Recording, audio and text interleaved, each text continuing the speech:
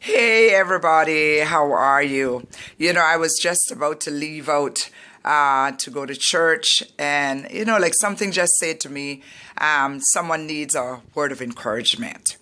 And I just said, okay, I put down my bag and everything and sat here right on my seat and just decided just to do this little video clip. Sometimes in life we beat up on ourselves. We hold on to things that seems impossible to let go.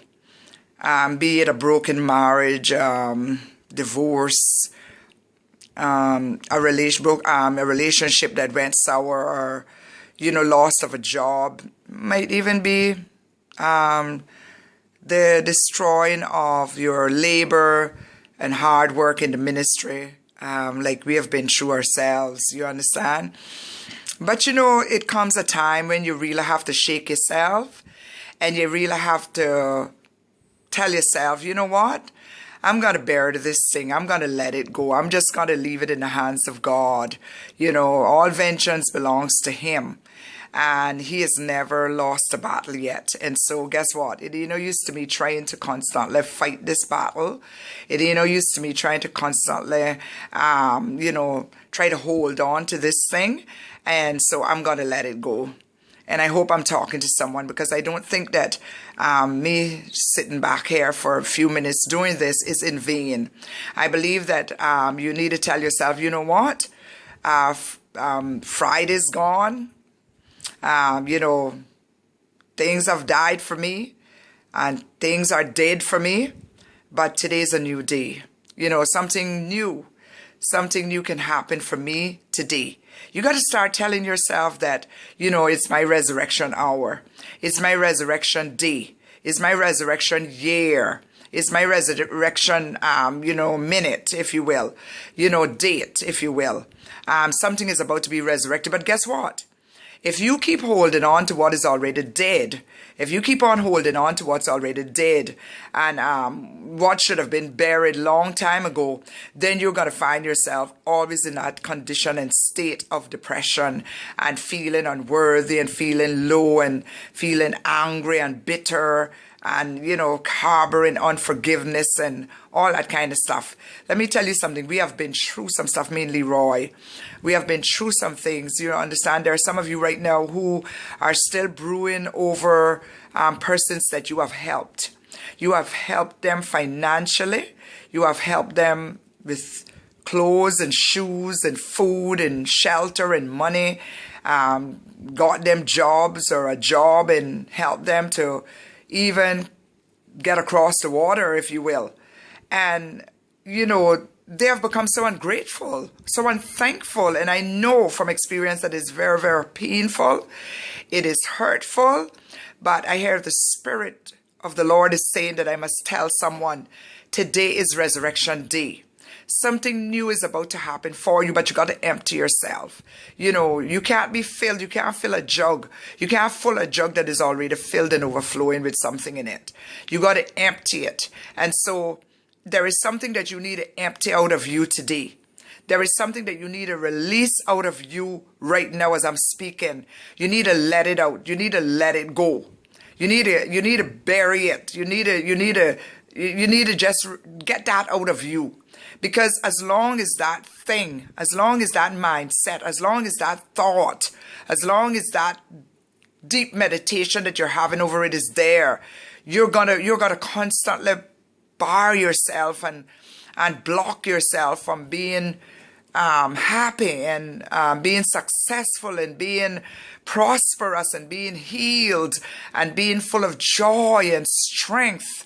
You understand? Because there are things that will cause us to be sick, in our stomach, in our organs, and, give you blood pressure, and diabetes cause you to look old before time and age before time, because your cells are being destroyed and, your DNA is being destroyed, and things are happening inside of you because of the stress and the chemicals that are coming off from the stress because of you constantly holding on to that thing that should have been buried long ago. You see, when something is dead, the best thing to do is to bury it fast.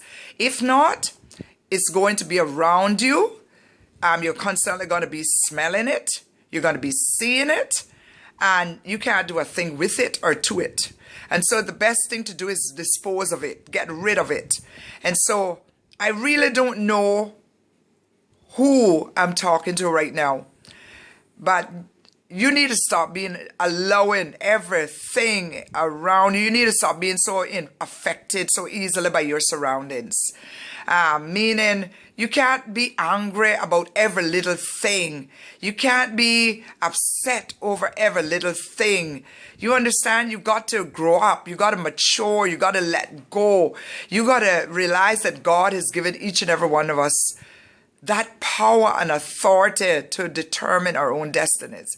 And when I say that, I mean God is in full control, but he has given every human being some kind of control. And one of the controls that he has given to us is that we have choices. You know, I refuse to let every little thing bother me.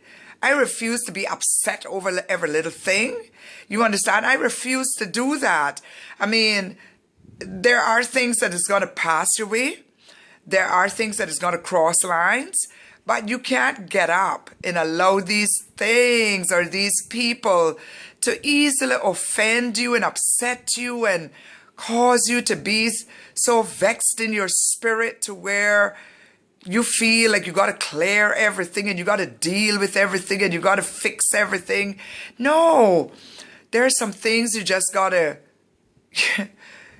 there are some things you just got to weep over once, just cry about it and get it over with and say, you know what? That's gone. I'm burying this thing. I'm going to bury this thing. You understand?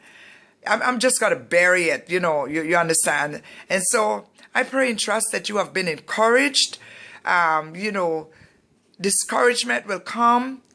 Low feelings will come. But you can't accept everything. You can't be beaten on yourself because of what other people think about you and what other people are saying. If that was the case, I mean, trust me, I would have given up long ago. If that was the case, I wouldn't even be where I am today. If that was the case, meaning where I am physically, where I am financially, where I am spiritually, where I am health-wise. If I had to listen and be bothered by everything that people think about me. People are going to think all kinds of things about us.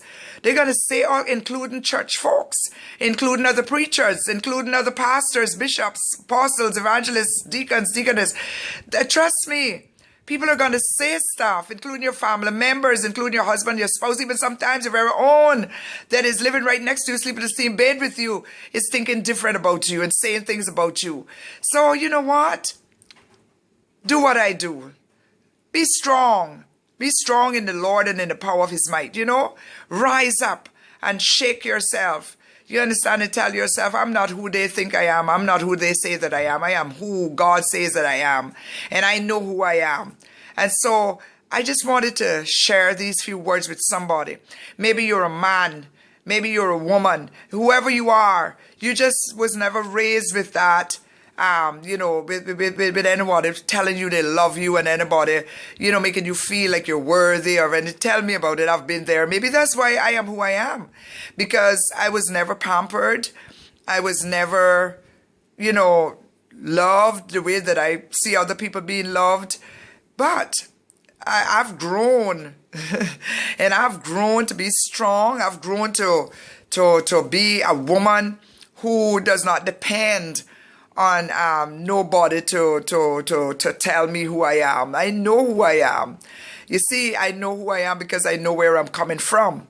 And I know what God has done for me and through me and what he continues to do. And so, you know, I just want to encourage you to stop holding on to dead stuff. Let it go. You understand? Let go those things, you know.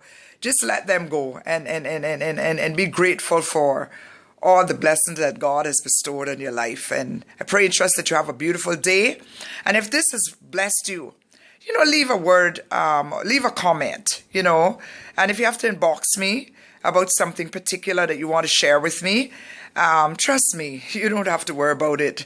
I'm quite sure there's very little you can say to me that I haven't been through myself.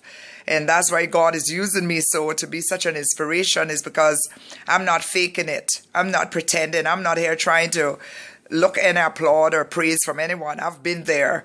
I mean, if you're talking about being hungry, I've been there. If you're talking about being without clothes, I've been there. If you're talking about being abused, I've been there verbally, sexually. I mean, if you're talking about being molested, I've been there. Talk to me. And so if you're talking about being broke and being drowning in debt and credit card and debt, everybody's sending you letters, I've been there. So when you see me today, giving God thanks and can talk about his goodness and his blessing and without being ashamed, I can tell you I have all rights to do it. I'm one of them that have all rights to do that. And I'm not going to allow anybody who has bad mind or jealousy or believe that I shouldn't be blessed or believe that I don't deserve it to cause me to not tell of God's goodness. I've found out over the years that that's why some of us have it so hard in the church. And, even as Christians, it's because we're afraid to testify about what God has done for us. And so we'll tell about the little small things, but if God does something great for us, it's like we're afraid because we don't want to offend no one or we don't want to say anything. Let me tell you something. Whatever God blesses me with, I am going to talk about it. I'm going to tell about it because guess what? It's not man that blessed me. It's God that blessed me. And no man can take nothing what God has given to me or what God has in store for me. And so who God bless, no man can curse. And when God lift you up, no man can tear you down. And if God open door for you, no man can shut it. And so we need to step up and we need to stop trying to please everybody and stop worrying about who can say what. And continue to give God praise, continue to give him thanks, and be yourself. Don't try to be nobody else. Don't try to imitate nobody. Don't try to talk like nobody. Don't try to walk like nobody. Don't try to bleach yourself to be nobody else and try to look like nobody else. Just be you. Just be natural. If they want to accept you for who you are, to God be the glory. If they don't want to accept you, hey, move on. There's others who will accept you. And if nobody wants to accept you, accept yourself. And thank God that he has accepted you into the family of God. And I just want to say today is a brand new day. Today is Resurrection Day. Today might be Monday, might be Tuesday, might be Wednesday, whatever day it is that you're watching this or listening to this. It can be your resurrection day. It can be your day where you can lift up your hands and you can start to give God thanks and you can be appreciative for life and start to just be grateful that you're here. There's so many friends and families and loved ones that have gone on, and God has spared your life for a reason and for a purpose, and spared mine for a reason and a purpose. And I am fulfilling my purpose by being a source of strength and encouragement to those who need it. And may God continue to richly bless you. May God continue to be with you. And remember everything that pertains to you. When you put your trust in God, God is going to see you through. God's going to see our children through, our grandchildren and great-grandchildren. And whether you don't have children or not, there are many children who needs people like you, who need somebody like you to show them love. And so continue to be that woman, that man, that young person that God has created you to be. Continue to be that leader.